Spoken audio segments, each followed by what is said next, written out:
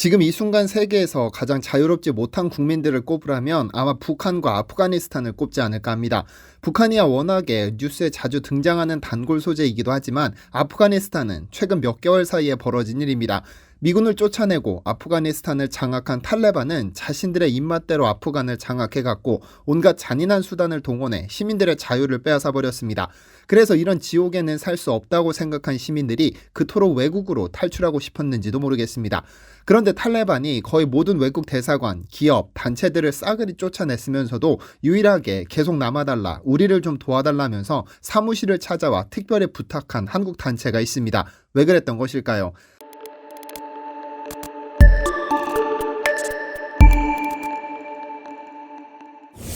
안녕하세요. 디스멘터리입니다. 지난 8월 말 전해진 미군의 아프가니스탄 철수 소식은 전 세계에 엄청난 충격을 주었습니다. 미국은 2001년 오사마 빈 라덴을 비호하는 탈레반을 모조리 쓸어버리겠다며 침공한 아프가니스탄에서 20년 만에 손을 떼겠다고 선언했었죠. 바이든 미국 대통령은 이제 아프가니스탄에서 미국의 임무는 끝났다면서 이제 중국과 러시아라는 새로운 적을 상대하겠다고 강조하며 철수의 정당성을 내세웠는데요.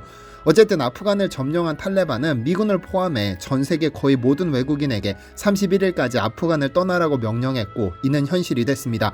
사실 미군의 철수로 고민에 빠진 몇몇 국가들이 있기는 했지만 전 세계가 정말로 우려했던 것은 탈레반 체제에서 살아야 하는 아프간인들이었습니다.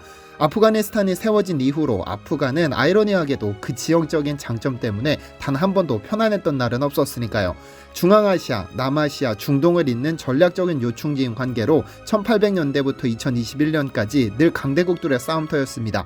영국과 러시아가 미국이 그리고 이제는 탈레반까지 매일을 두려움을 안고 살아야 했던 사람들이 바로 아프간 국민들인데요. 그런데 그들을 더욱 아프게 했던 것은 늘 먹을 것이 충분치 않다는 점이었습니다. 늘상 다른 나라 군인들이 싸우는 모습을 지켜봐야 했기 때문에 맘 놓고 농사를 지을 수 없었을 뿐 아니라 설사 농사를 짓는다고 하더라도 사막이라는 특성상 제대로 된 농사는 기대도 할 수 없었는데요. 그런데 아프가니스탄에게 희망을 보여준 한국인 한 명이 있습니다. 아프가니스탄이 탈레반의 손에 떨어진 지 3달 후 서울에서 한 나이 지긋한 노신사 한 명이 제33회 아산상 사회봉사상을 수상합니다. 그의 이름은 권순영, 영양과 교육 인터내셔널의 대표입니다. 그런데 그가 이 상을 수상한 후 남긴 수상소감이 특별했는데요. 탈레반이 장악한 아프가니스탄의 현재 상황이 좋지 않지만 그들이 우리가 진행하는 사업만큼은 지지해주고 있습니다. 수많은 비정부 기구가 아프간을 떠났지만 NEI는 끝까지 남아 난민을 돕고 있는데 탈레반 경찰이 직접 사무실을 찾아와 처지가 딱한 사람들을 도와달라면서 격려해줬죠. 라고 말했습니다. 도대체 그가 하는 일이 어떤 일이길래 탈레반 경찰이 사무소까지 찾아와 계속 남아도 좋다고 격려했던 것일까요? 국제통화기금 IMF 기준 세계 최빈국 아프가니스탄은 강대국들의 끊임없는 충돌로 맘 편히 농사를 지을 수 없었는데 유일하게 수익성이 높은 식물 하나를 찾았습니다. 양귀비인데요. 사람을 환각에 빠지게 하는 약의 한 종류인 이 식물은 아프가니스탄에서 재배할 수 있는 손에 꼽히는 고수익 식물이면서 아프가니스탄에서만 잘 자라는 특이한 성질을 가졌습니다. UNODC에 따르면 2015년 기준 아프가니스탄은 전 세계 생산량의 90%를 차지하는 국가입니다. 그리고 막대한 물량을 무기로 수급과 가격까지 조절하는 제2의 석유 수출국이라고도 불리죠. 하지만 막대한 수익을 얻었을지는 모르겠으나 삶의 무게에 지친 아프간인들도 점차 이 약에 손을 대기 시작했고 인구의 약 10%가 중독되어 삶은 더 핍박해지고 기아 문제는 해결되지 않았죠. 아이 5명 가운데 1명은 5살도 되기 전에 세상을 떠나고 평균 16살에 결혼해 6명의 아이를 낳는 여성 가운데 일부는 아이의 얼굴도 보지 못하고 세상을 떠났습니다. 가장 큰 문제는 역시 영양실조였죠. 이런 사실이 너무나 안타까웠던 한 한국인이 사비를 털어 아프가니스탄으로 날아갑니다. 바로 권순영 대표인데요. 그가 아프간인들을 위해 제시한 농작물이 바로 콩입니다.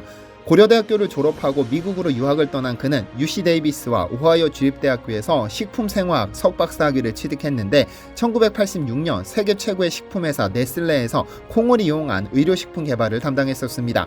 이 경험을 살려 영양과 교육 인터내셔널 NEI를 설립하고는 아프가니스탄 수도 카불에 NEI 사무소를 냈죠. 무작정 아프간으로 달려가서 그는 정부 지도자들에게 아프간의 가난과 배고픔을 해결하려면 반드시 콩을 재배해야 한다며 설득했습니다. 다음번 영상에서 이에 대해 자세히 다뤄보기는 하겠지만 사실 전 세계에서 생산되는 모든 콩의 원산지는 한반도입니다. 즉 수천 년간 인류의 영양원이자 생명을 유지해준 콩이 한반도에서 전 세계로 퍼져나갔다는 뜻이죠.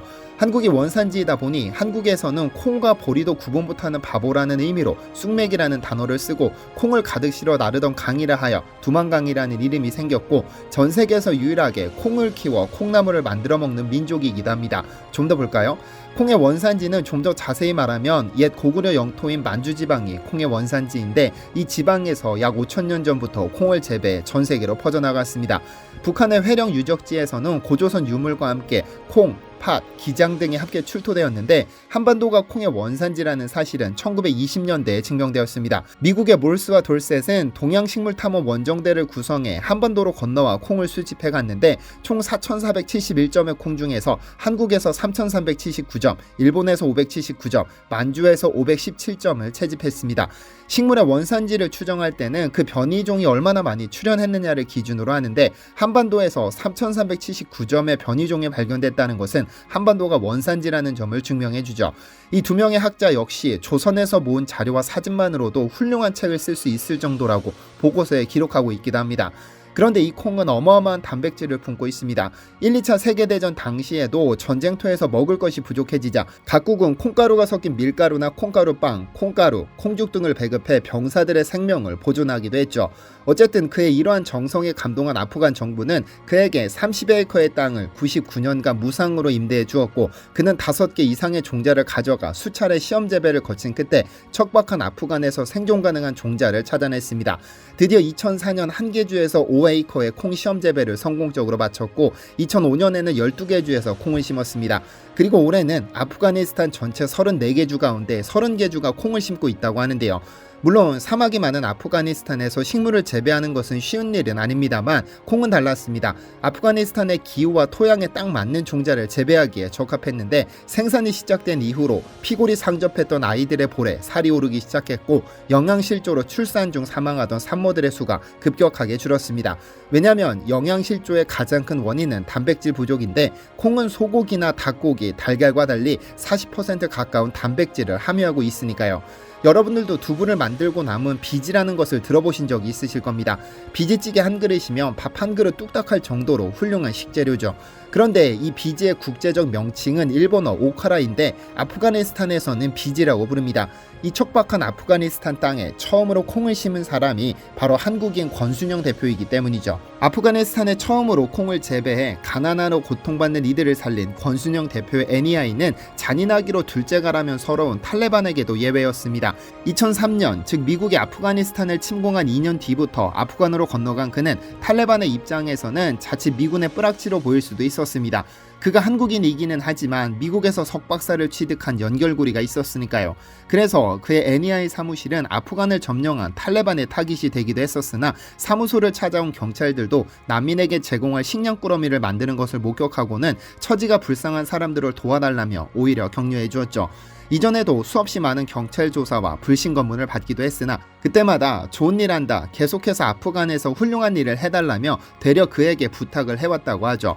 그가 전 세계를 공포에 떨게 만든 탈레반의 마음을 얻을 수 있었던 것은 역시 그가 진심을 다해 아프가니스탄의 영양실조 퇴치를 위해 노력했기 때문이 아닐까요? 사실 많은 선진국들이 개발도상국이나 기아에 허덕이는 가난한 국가를 돕겠다며 아프리카 모델을 내세워 아프간을 도우려고 했습니다.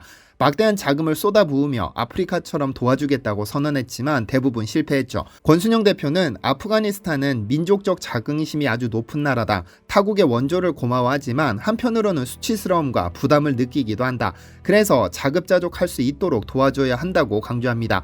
그래서 권 대표는 한국 역시도 전쟁을 경험한 후 헐벗고 굶주린 경험을 공유하고 그들에게 자급자족의 달콤한 열매를 나눠주기 위해 아프가니스탄으로 갔습니다. 아프가니스탄의 수석 경제고문이었던 자킬리 월은 권 박사는 맨몸으로 와서 무엇을 할 것인가를 고민했다. 처음에는 먹어보지도 못한 콩을 키운다는 것에 의구심이 들었으나 그의 노력에 아프가니스탄인들의 마음이 열렸다고 회상합니다. 현재 권 박사는 큰 꿈을 꾸고 있습니다. 올해 미군이 철수하면서 더 혼란스러워지기는 했으나 이제까지 아프간 34개 주 가운데 30개 주에서 콩을 재배하지만 이제 사실상 전쟁이 끝나기 때문에 나머지 4개 주에서도 곧 콩을 재배할 계획입니다. 그리고 아프가니스탄에 딱 맞는 콩 종자를 개발하고 재배하고 가공하고 시장을 만들어 콩 가치사슬을 구축하겠다고 선언했습니다. 2030년까지 연간 30만 톤의 콩을 생산해 국가 스스로가 영양실조를 퇴치하는 날까지 멈추지 않겠다고 했죠.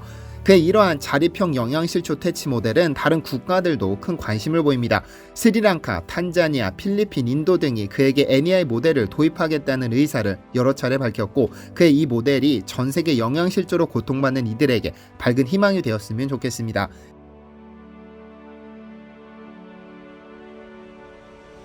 시청해주셔서 감사합니다.